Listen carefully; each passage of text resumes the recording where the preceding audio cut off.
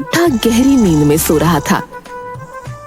पुट्ठा की पत्नी शर्मीली कल ही एक बहुत बड़े वैद्य से पुट्ठा का इलाज कराकर वापस लौटी थी। सुबह पुट्ठा आराम की नींद सो रहा था कि तभी उसकी पत्नी शर्मीली ने उसे झंझोड़ते हुए उठा दिया। ऐजी ऐसे पड़े पड़े कब तक सोते रहोगे? उठना है कि नहीं? क्या हुआ? तुमने मुझे सोते हुए से क्यों उठा दिया? मुझे कितनी अच्छी नींद आ रही थी। अगर तुम्हें इतनी अच्छी नींद आती रही तो फिर मुझे ये घर भी बिकता हुआ नजर आ रहा है। मैं तुम्हारी बात का मतलब नहीं समझा। तुम कहना क्या चाहती हो? एक तो तुम्हारे भुलक्कड़पन की आदत ने सारे गांव के लोगों की नाक में दम कर रखा था। हाँ, वो सब तो मुझे पता है, लेकिन अब मैं बिल्कुल सही हो गया हूँ, समझी? देखो, अब मैं तुम्हें पहचान भी पा रहा हूँ, है ना? तुम जो हो मेरी पत्नी शर्मीली हो, है ना? जी, बड़ा एहसान है आपका कि आपने मुझे पहचान लिया। अब आपको ये भी पता है कि आप काम क्या करते थे। हाँ, मुझे सब पता है। ठीक है भाई, जा रहा हूँ काम पर। चलो, इतना तो मुझे पता लग गया कि तुम्हारे भूलने की आदत अब ठीक हो चुकी है। कम से कम कमीज तो पहन लो। तुम कहना क्या चाहती हो? जी, आप बनियान पहन के सो रहे थे। अब बाहर क्या ऐसे ही बनियान पहन के जाओगे? कमीज नहीं पहनोगे? अरे, ये तो मैं भूल ही गया। पुट्ठा इधर उधर नजर दौड़ाने लगा। तभी उसकी नजर शर्मीली की टंगी हुई साड़ी पर पड़ी। पुट्ठा साड़ी उतारकर पहनने लगा। ये क्या कर रहे हैं आप?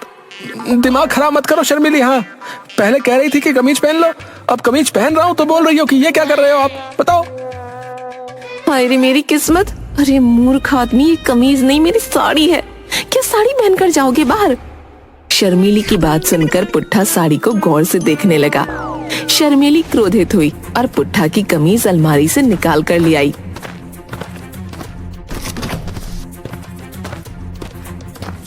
ये लो कमीज। मुझे लगता है उस वैद्य ने बेवकूफ मुझे बना दिया। बोल रहा था तुम बिल्कुल ठीक हो गए हो, लेकिन मुझे तो डर है कि कहीं तुम आज भी कोई नया बवाल न खड़ा कर दो। अरे शर्मीली, भूलने की बीमारी मुझे नहीं बल्कि तुम्हें है। हाँ, तुम स्वयं भूल गई कि तुमने मुझे विधायक जी को दिखाया था, हाँ, ना कि वैद्य जी को। हाँ। मूर्ख व्यक्ति, विधायक कब से मरीजों का इलाज करने लगे? अरे वो विधायक नहीं बल्कि वैद्य थे। पुट्ठा शर्मीली की बात का जवाब दिए बिना बाहर चला गया। बाहर जाकर पुट्ठा बाजार में सभी लोगों को बहुत गौर से देखने लगा। मैंने अपनी पत्नी के सामने तो ये जाहिर नहीं किया, लेकिन सच तो ये है कि मैं भी भूल गया हूँ कि मैं काम कौन सा करता था। पता है मेरी पत्नी सही कह रही थी। उस वैद्य ने मुझे और मेरी पत्नी को मूर्ख ही बनाया है। नहीं, अगर ऐसा होता तो फिर मुझे याद कैसे रहता कि मेरा इलाज उस वैद्य ने किया है। मैं तो सब कुछ भूल जाता था, मुझे तो सब कुछ याद है।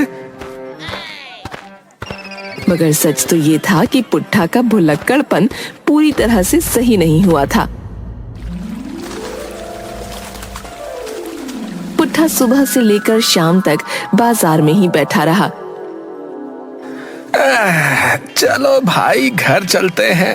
आज इतने दिनों बाद काम करके शरीर में जो है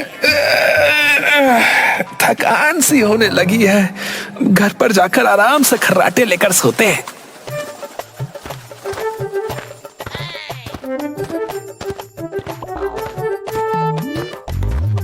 इतना कहकर पुट्ठा सीधा मुखिया के घर के अंदर घुस गया। पुट्ठा को अपने घर के अंदर इस तरह घुसता देख मुखिया की पत्नी हैरान होती हुई बोली, अरे पुट्ठा, तुम मेरे घर में कैसे घुस आए, वो भी बगैर दरवाजा खटखटाए? अरे ये क्या शर्मिली, जब मैं सुबह काम पर गया था तब तो तुम अच्छी खासी जवान थी। अचानक से तुम्हारा चेहरा मुझे किसी बूढ़ी औरत के जैसा क्यों लग रहा है भाई? तुम्हारा चेहरा तो बिल्कुल मुरझाई हुई नाशपाती के जैसा हो गया है। अरे नास पीटे, कुछ लाज शर्म है कि नहीं? मैं तेरी पत्नी नहीं हूँ। देखो नाशपाती, मजाक बहुत हो गया। तुम ही मेरी पत्नी हो, समझी? नाशपाती? कौन नाशपाती? अरे मेरी पत्नी नाशपाती, अरे यही नाम था ना उसका। अरे करम चले, कुछ देर पहले तो तुझे अपनी पत्नी का नाम याद था, क्या तू वो भी भूल गया? अगर तुम मेरी पत्नी नहीं हो तो फिर कौन हो तुम? अरे मुस्टंडे, मैं तेरी पत्नी नहीं बल्कि मुखिया की पत्नी हूँ। अगर मेरे पति को भनक लग गई तो तेरा मार मार के बुरा हाल कर देंगे। मुखिया की पत्नी ने इतना कहा ही था, तभी पुट्ठा ने एक जोरदार थप्पड़ मुखिया की पत्नी के गाल पर जड़ दिया। मूर्ख औरत, बार बार मुझसे कहती है कि मैं भुलक्कड़ हूँ, हैं? मुझे सब याद आ गया है। मैं जो है इस गांव का मुखिया हूँ और तुम मेरी पत्नी अमिया हो। ये क्या बकवास कर रहे हो तुम? अरे तुम कब से गांव के मुखिया हो गए और मेरा नाम अमिया कब से हो गया? अरे करम चले, कितने नाम बदलेगा अपनी पत्नी के? चलो झगड़ा बंद करो और जल्दी से मेरे लिए खाना लगाओ। मुझे बहुत तेजी से भूख लग रही है और तुम जानती हो जब मुझे भूख लगती है तब मुझे गुस्सा बहुत ज्यादा आता है, बता रहा हूँ।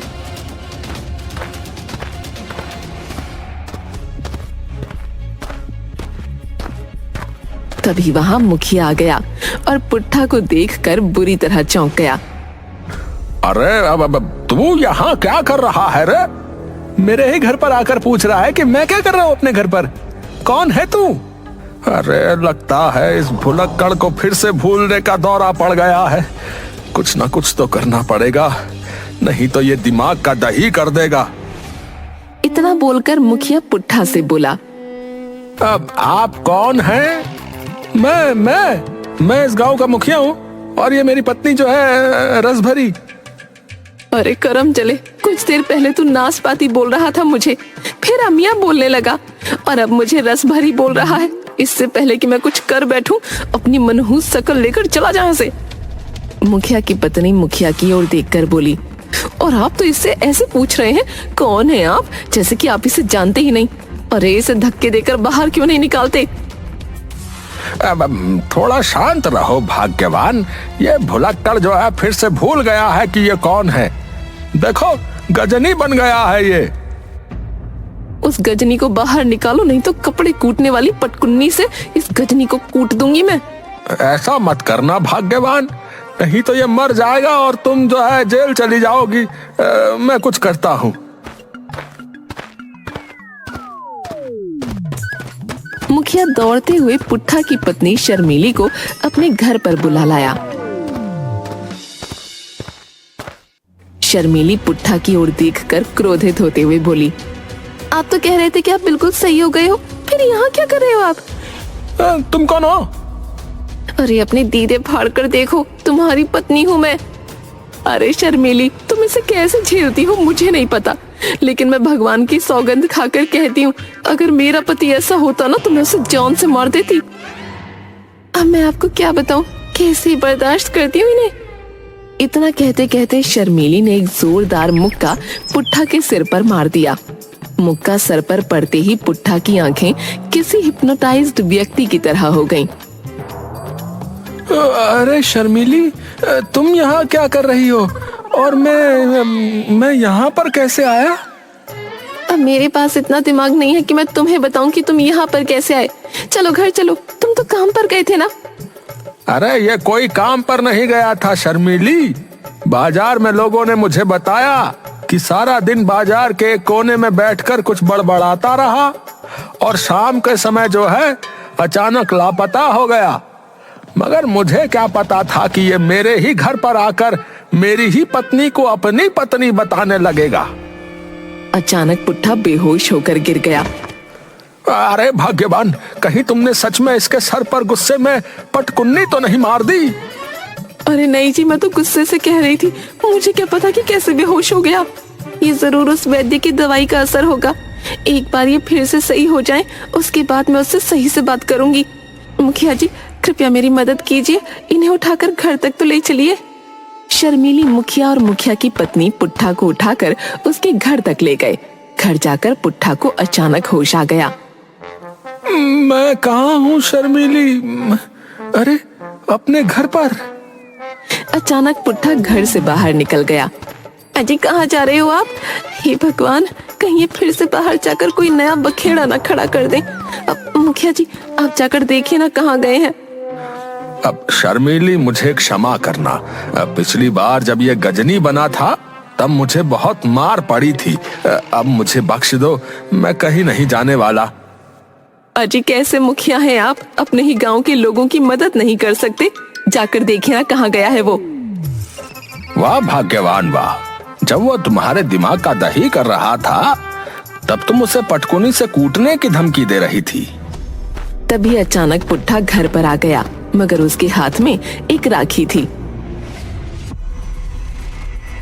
ये राखी किसके लिए लेकर आए हैं आप? रक्षाबंधन तो 2 दिन बाद है ना?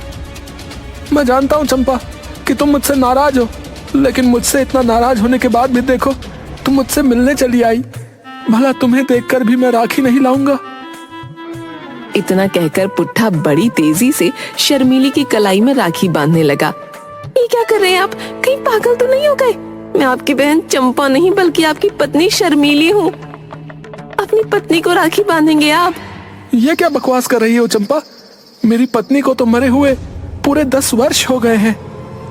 शर्मीली ने पुट्ठा को गुस्से में धक्का देते हुए कहा, दिमाग तो सही है आपका। अरे आपकी बहन को मरे हुए पूरे 10 वर्ष हो गए हैं, मैं अभी जिंदा हूँ। आपके पिताजी ने अपने जीवन में 2 ही गलतियाँ की थी, आपको और आपकी बहन को पैदा करके। आपकी बहन ने मरकर आपके पिताजी की गलती सुधार दी, लेकिन आप पता नहीं कौन सी मिट्टी के बने हो। जब तुम्हारी बहन जीवित थी तब उसका काम सिर्फ एक ही था, और वो था मुझसे लड़ना। तभी अचानक वहाँ थानेदार गांव के व्यक्ति जग्गी के साथ आ धमका।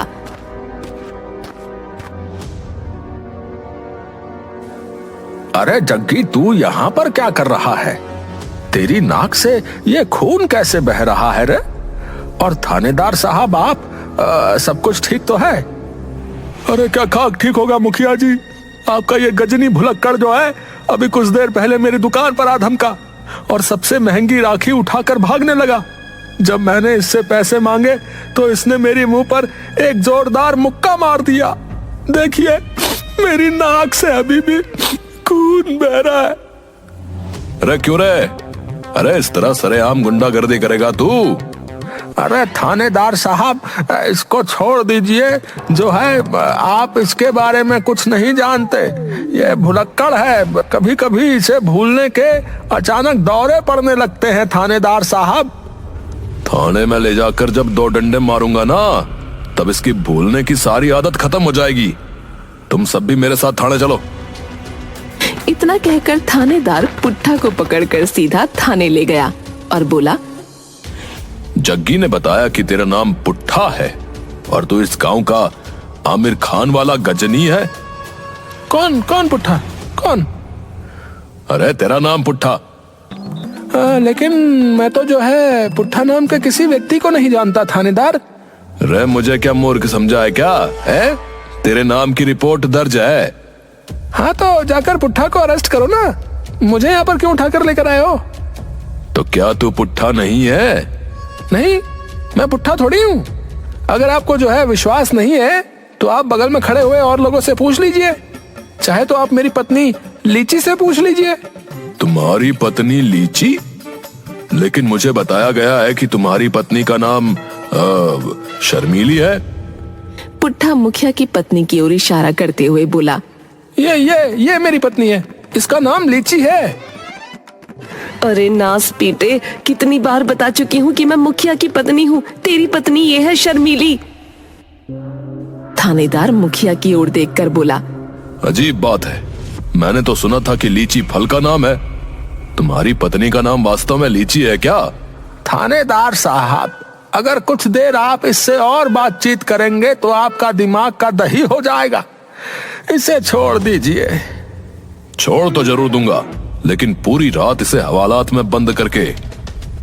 तभी पुट्ठा अचानक से थानेदार की ओर गौर से देखने लगा। रे ऐसे क्या देख रहा है बे? ऐसे देखकर मुझे डराना चाहता है?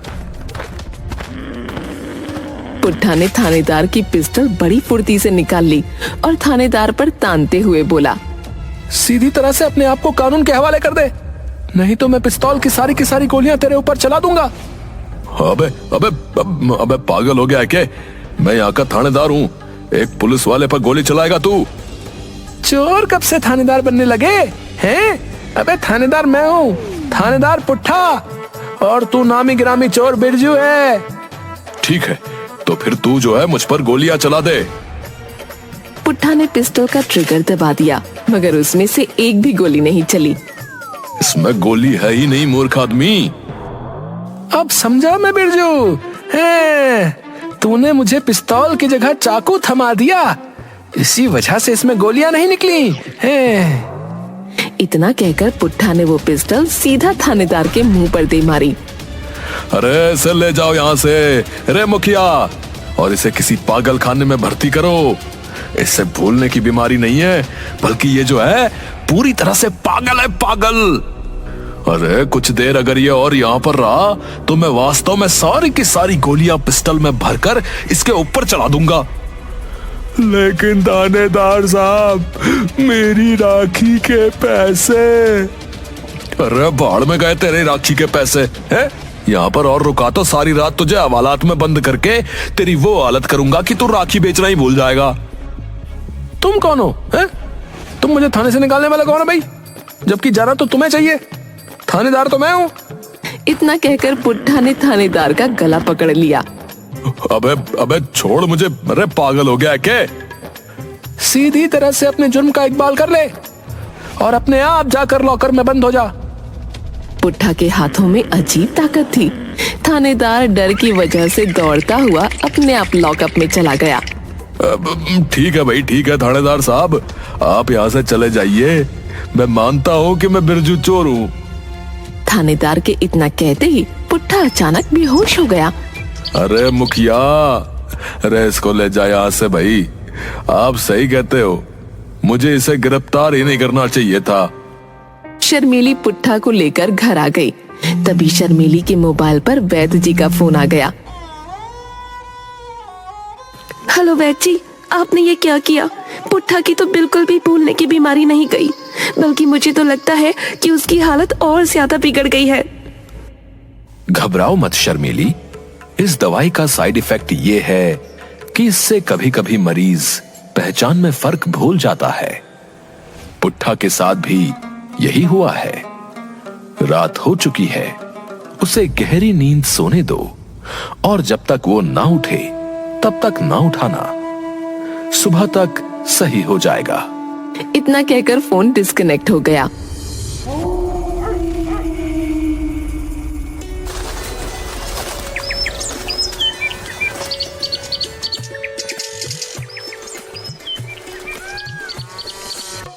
पुट्ठा अगली दोपहर 12 बजे सोकर उठा और वो बिल्कुल सामान्य था, लेकिन कब तक कोई नहीं कह सकता।